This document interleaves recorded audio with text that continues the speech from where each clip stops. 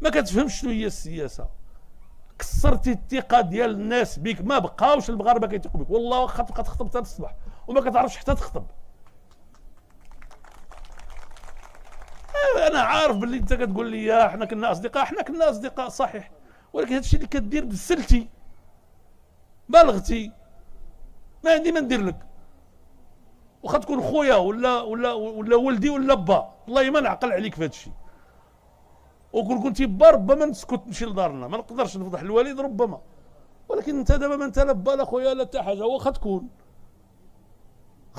خاصك تفهم انك راك غلط، وجاي الحكومه بلا حشمه بلا حياه كتدافع على شركه ديالك، ماشي حتى شركه ديال شي واحد اخر. ولكن شي وحدين كيظهر جبدوا ليه ودني، قالوا لي ودي هادشي اللي درتي راك بالغتي. جا هو قال حنا هاد الفلوس ما غنعطيوهمش لهاد الشركه، زعما تراجع مزيان. ولكن تراجعتي بالفم صحيح في البرلمان، ولكن من الناحيه العمليه القرار مكتوب، خرجته اللجنه، خرج قرار قول غلطنا ما غنعطيوش هاد الفلوس لهاد الشركه لانها خدتها بالصفقه. لو كنا غنعطيو هاد الفلوس لهاد الشركه نقولوها للناس اللي داروا معنا المنافسه، نقولوها لهم من النهار الاول. واش هضرتي مفهومه ولا ما مفهوماش؟ ايوا مفهومه، وشتكم باقي نتوما اللي عيانين ماشي انا.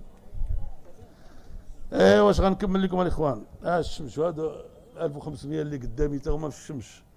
يلا ما غنطولش عليكم، بقات غير هاد القضيه ديال الخرفان والاغنام وهادشي. هذه قله الفهامه.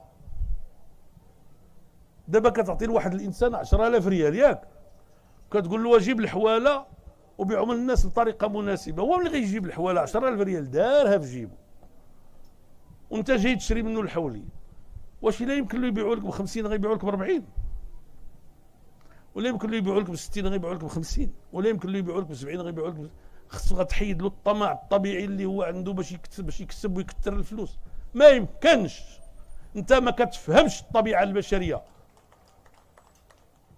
وهذوك الفلوس عطيتيهم لواحد 18 واحد، بالخصوص هذه التصريحات ديال الوزاره ديالو، واحد 18 واحد باش غدا وبعد غدا يحركوا المناطق ديالهم، بحال هذاك البيعه وشريه ديال ولد زروال وداك الشيء، باش يحركوا الناس ديالو باش يصوتوا عليه.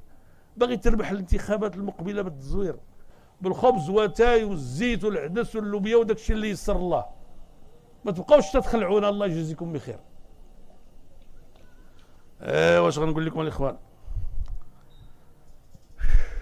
هذاك المؤتمر قلنا لهم راكم شتيو بعويده.